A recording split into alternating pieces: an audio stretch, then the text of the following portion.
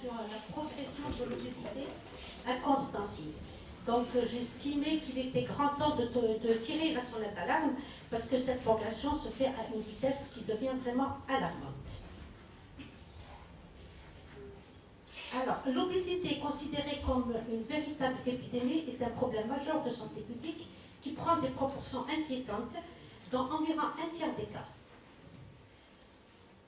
Plusieurs études montrent que cette surcharge est associée chez l'adulte à des problèmes de santé majeurs.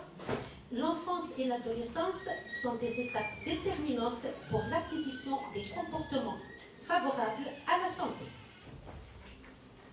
Notre travail a porté sur des enfants et des adolescents. Alors pourquoi ce choix? C'est pour des raisons physiologiques et des raisons de pratique.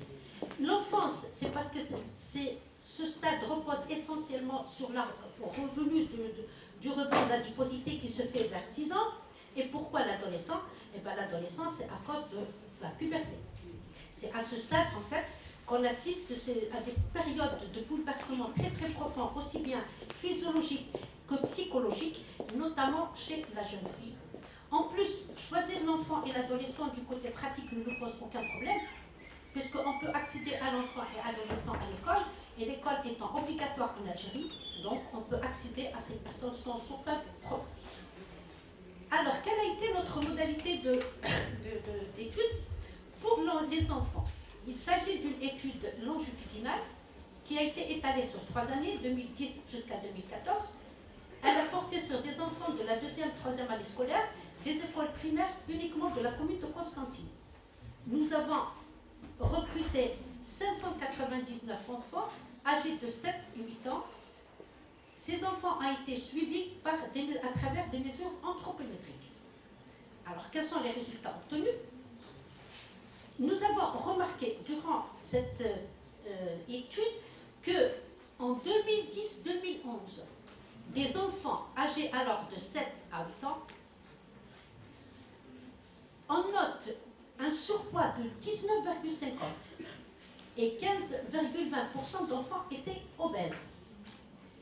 En 2011-2012, il y a une légère chute du surpoids, descend à 16,90. Il en est de même pour l'obésité, 10,20.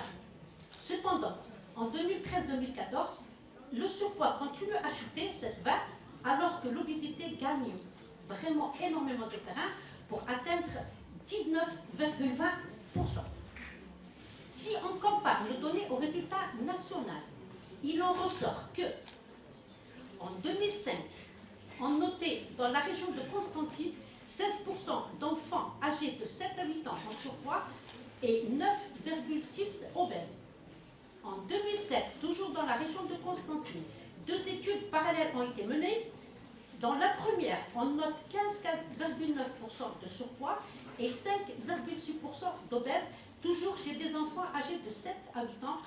Il en est de même pour la 3e étude qui a porté aussi sur des enfants âgés de 7 à 8 ans, où on retrouve 18,64% de surpoids et uniquement 5,26% d'enfants obèses. Une étude menée à Oran montre 13% d'enfants en surcharge pondérale, surpoids et obésité confondus. Qu'en est-il de la comparaison des résultats obtenus dans la région de Constantine avec des études internationales? Il en ressort que, en France, Roland Cachera ne trouve que 16,1% à 24% d'enfants en surcharge pondérale, obésité et surpoids confondus. En Allemagne, cependant, les valeurs sont très très faibles.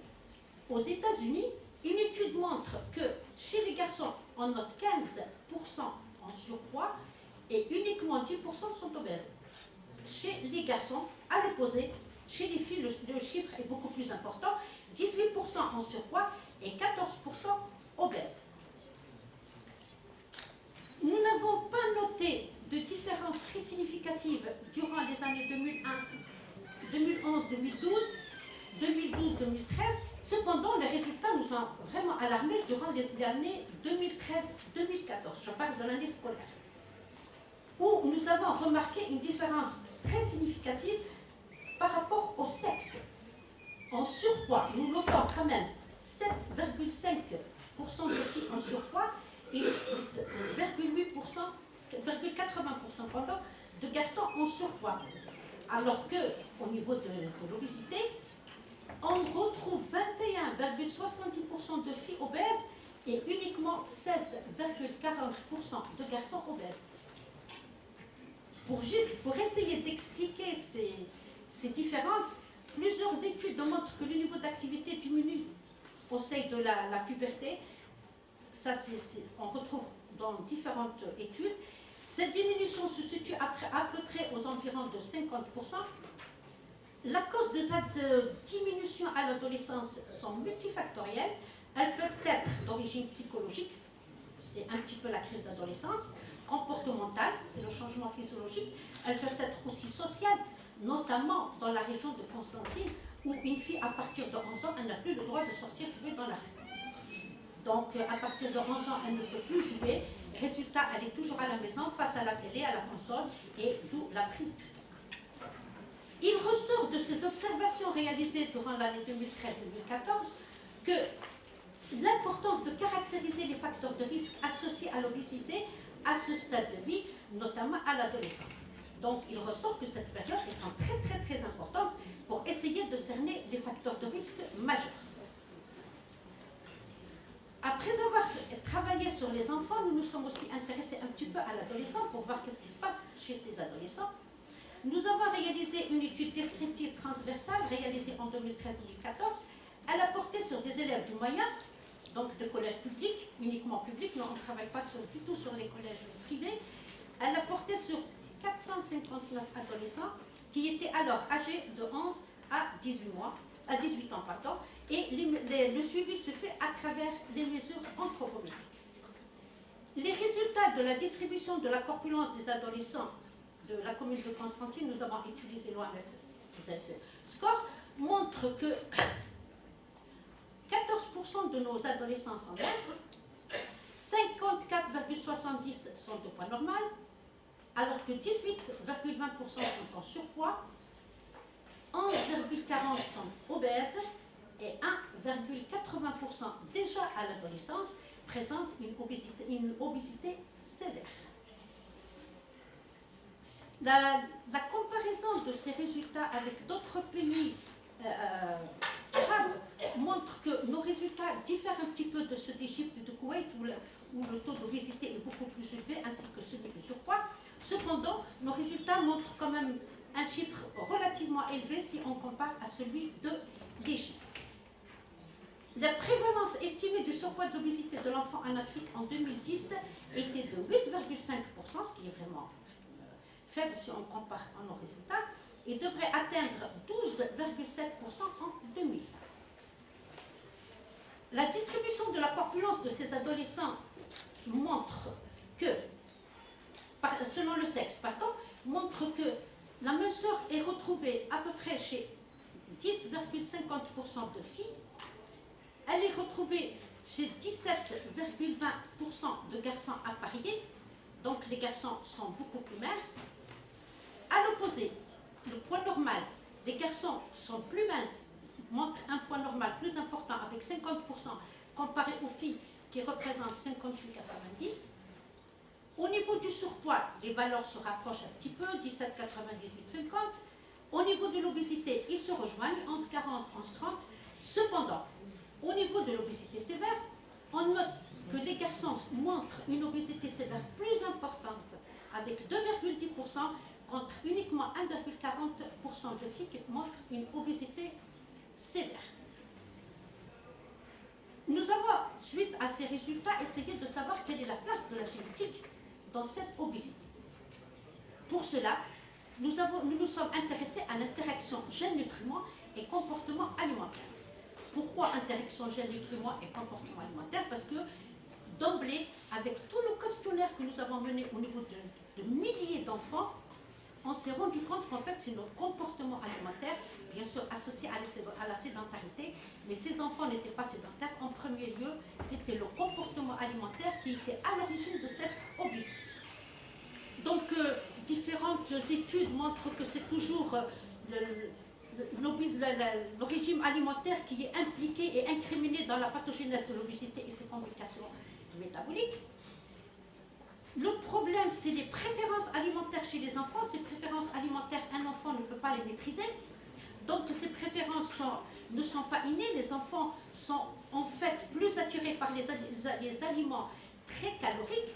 Pourquoi? Parce que ce type d'aliment satisfait rapidement leurs besoins physiologiques. Et bien sûr, il apaise très rapidement la faim. Alors, des études récentes chez les rongeurs et les humains suggèrent que la chimioréception des acides gras à longue chaîne dans la cavité buccale est impliquée dans la préférence spontanée pour les aliments gras qui pourraient contribuer au risque d'obésité. Nous nous sommes donc basés sur ces publications pour faire un choix judicieux de notre substance pour essayer en fait de vérifier cette interaction gènes, nutriments et comportement alimentaire. Et notre choix s'est fait sur l'acide oléique. Pour cela, nous avons réalisé un test du goût de gras par la méthode alternative de choix forcé. Nous avons choisi un groupe témoin.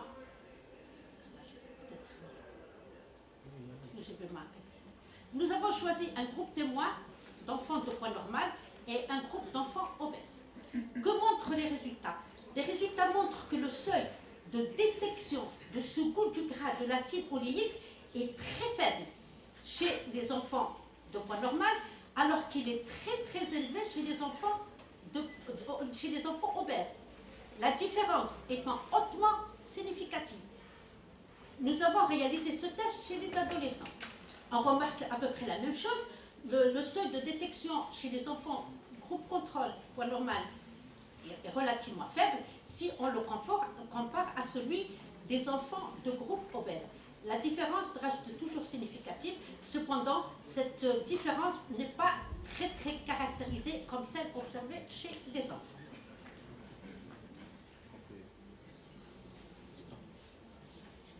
Nous avons tenté de voir la relation entre le seuil de détection et l'IMC, et les résultats montrent que, quel que soit, à chaque fois que l'IMC augmente, le seuil de détection augmente.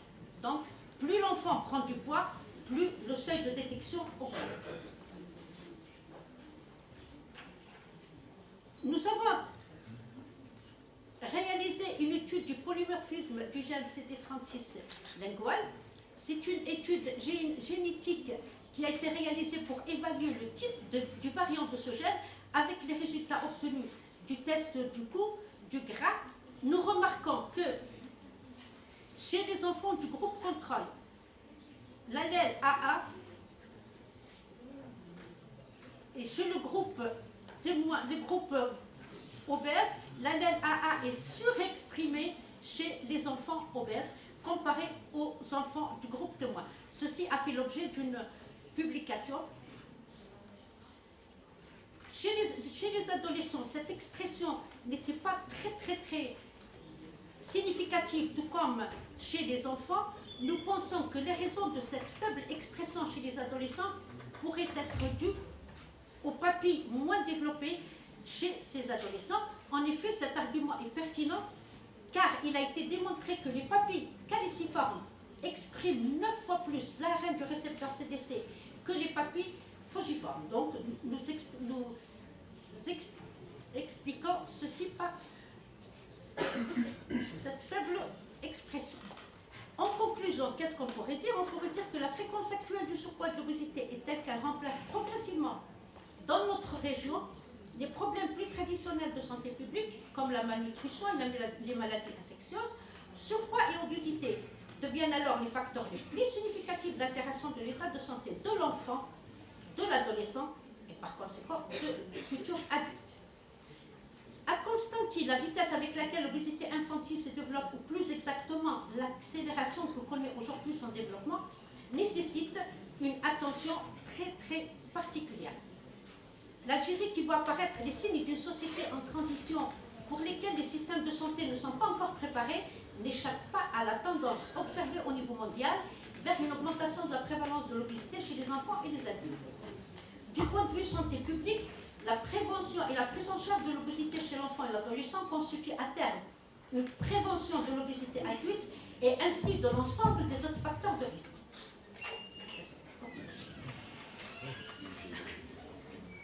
Je dis juste la dernière phrase.